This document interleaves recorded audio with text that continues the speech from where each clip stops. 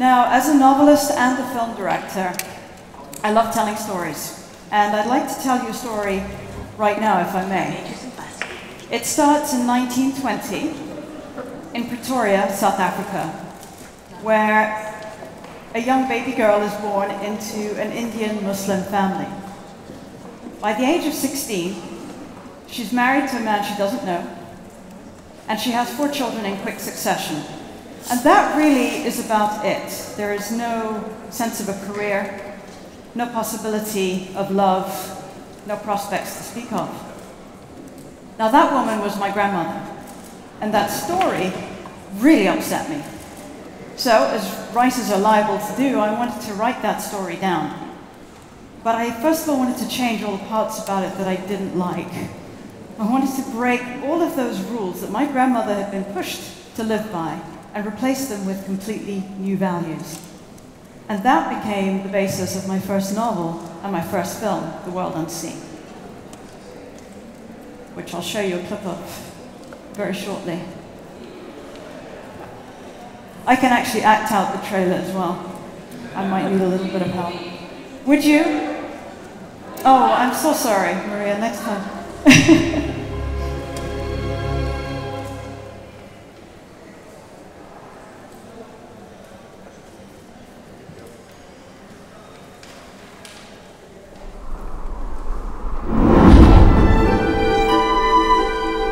Daddy, is it far? There are lots in the country. You like it there? We need to work hard. That's all. Amina, this gentleman here is looking for someone to help build in the garden. I can do it. She thinks a lot of herself. Maybe she should. She owns a business and she's one of us. Stop that bloody noise! You'll know it's an offense for blacks to eat in the same place as whites. There are no whites here. Present company excluded. Why should you take that risk? Because I hate apartheid. I came to see if Miriam would cook for the cafe. Your place is here with me. I wish I could be more like you. Be careful what you wish for. Let me help you. That's a stupid thing to do. We don't owe those people anything! I didn't know you had a fearless streak. I'm just a housewife and a mother. Has anyone ever looked after you?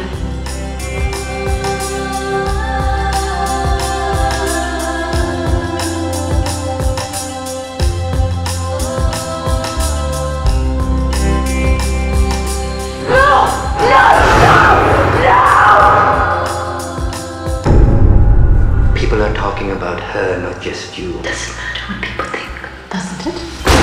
We'll stop this depravity. We won't be seeing her anymore. I've lived my own way, my whole life, and it can be done. Not for me.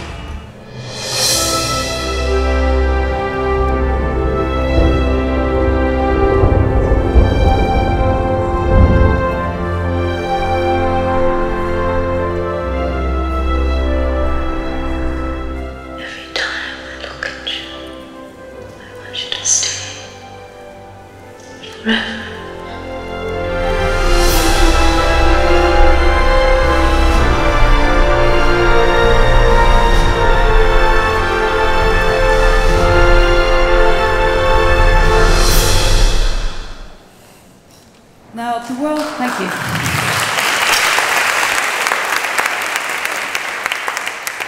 Thank you. The World Unseen was not my first screenplay. The very first screenplay that I wrote was a very delicate story about an unrequited love affair that could never happen. And it was set in 1950s Oxford.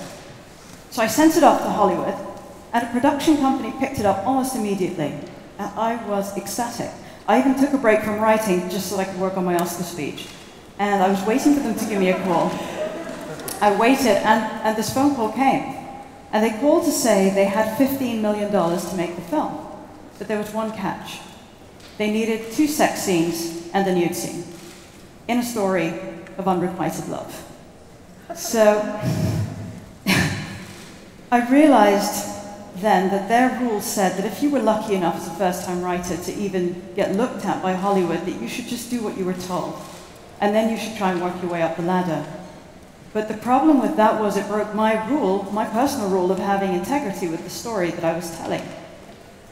So I thought about it and I realized that my ideal producer was somebody who had that integrity, who was passionate about my work, and who was a great entrepreneur. And then it occurred to me that I was living with somebody who sort of fit most of those criteria. So I persuaded my life partner Hanan to set up a production company with me called Enlightenment Productions. And I was happy because actually I was abiding by one major Hollywood rule, which is you should always sleep with the producer. And and it worked. So Enlightenment Productions for us is all about creating strong female characters. And what I really want is for those characters to think very differently by the end of the film than they did at the beginning of the film. It's that dichotomy that I love, whether it's challenging apartheid in South Africa, or whether in our upcoming film, Despite the Falling Snow, you have an American spy who, in Cold War Moscow who falls in love with a communist politician. There's that push to give new values to characters who thought they knew everything.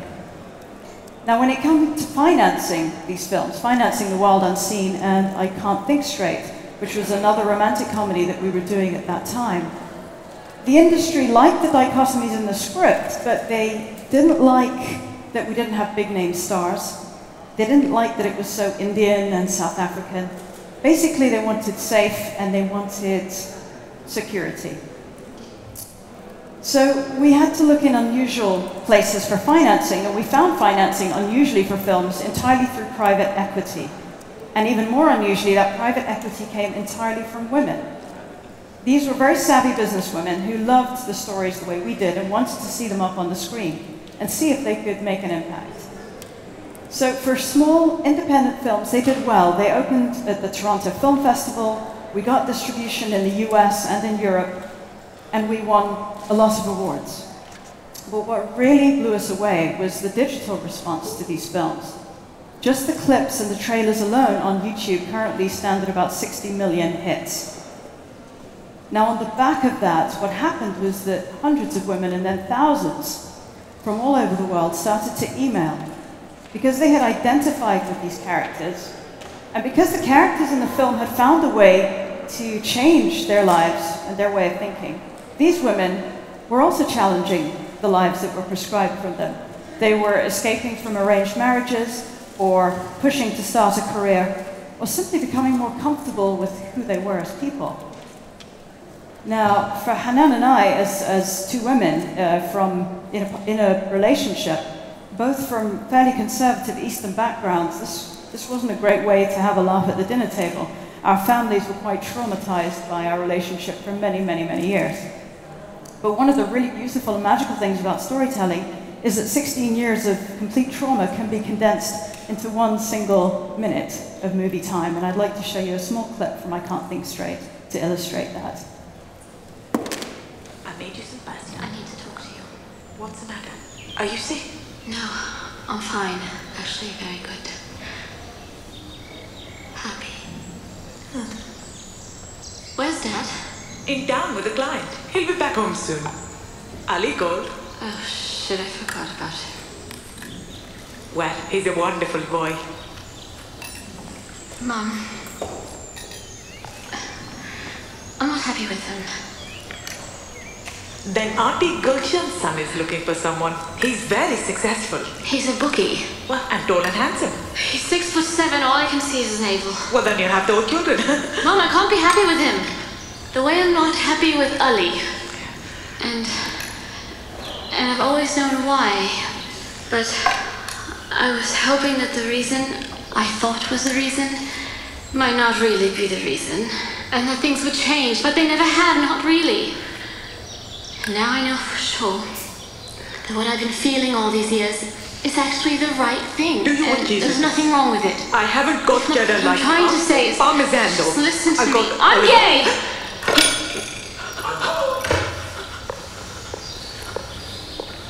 What did I miss? I'm gay. But I've only been gone 2 hours.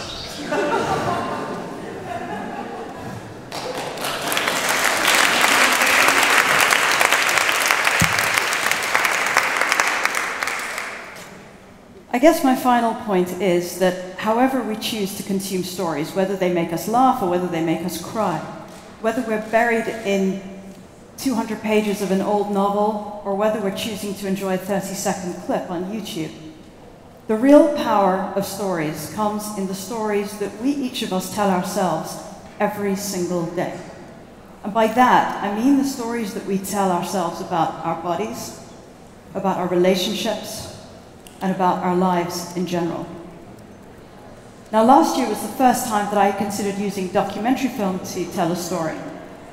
And it was in making that film, which is called The House of Tomorrow, that I really began to understand the true power that we all have to create our own realities by the stories that we tell ourselves. Hanan, who is of Palestinian origin, and Leah Aronson, who is Israeli, they met on the back of a bus in India and decided that they would create a forum for Israeli women and Palestinian women to come together specifically to share each other's stories. It was a magical day because these women really are living in a conflict zone and they never get an opportunity to meet. Now, we wanted to extend the magic of that day, and so I was able to film interviews with some of these extraordinary women. Now, like you and I, they are entrepreneurs, they are mothers, they are teachers. But extraordinary because they live in a conflict zone. And really, what can they do about it? In practical terms, really nothing. But they can choose to tell a different story. They can choose to view their enemies as neighbors. They can choose to spend more time thinking about peace than they do about the conflict. And if you wonder if that really does make any difference, I've been there and I can tell you that I believe it makes all the difference in the world. So, digitalization has changed the way we see and hear stories forever. Our Twitter feeds give us 1,000 stories every minute. Novelists can publish without having a traditional publisher. A filmmaker can make a movie and distribute a movie without going anywhere near Hollywood. But I think the true power and the real rule-breaking when it comes to storytelling is in something that we often forget about. And that is that we all have the power to create our own stories for ourselves and make them come true every single day.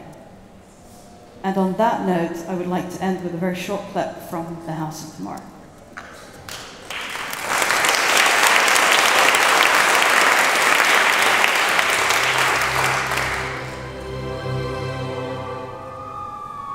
When there's a belief of something that you love and you dream of it and you really believe in it and love it, you can do it even if you have hundreds and hundreds and thousands of difficulties. I very much identify as a Palestinian. Yes, the Jewish people need a place to be because we've been persecuted. Everybody is entitled to his own nationality, to have his own state. There's the occupied Palestine and the Free Palestine. There's no Israel. So I don't think there's enough opportunity for Palestinians or Arabs and Jews to mix. The only contact we have with them is when they are soldiers. We just accept it as a fact. My family's business was bombed by a Muslim woman. And no one in their right mind can think that things are normal. You do it with respect, not with humiliation.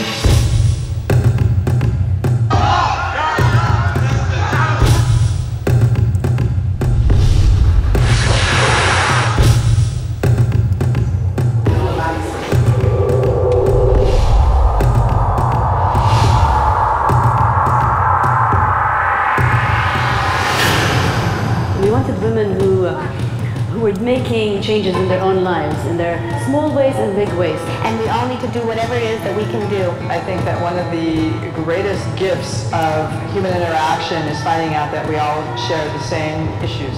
Then it's just a matter of people living together, having to share the land. Just leaving to politicians, which we've tried for so long, is clearly not the answer. Finally, we begin to perceive the future as something that we can influence. I just keep going after what I'm trying to do, and no matter what. I simply, and perhaps in a silly way, believe that anything can be changed. Oh, I would imagine something without any borders. You know, the more women are viewed as equals, truly equal partners, the more difference we will have. This is the dream of every one of us. Shared spaces, shared narrative. I think what we need to get there is a bit more imagination.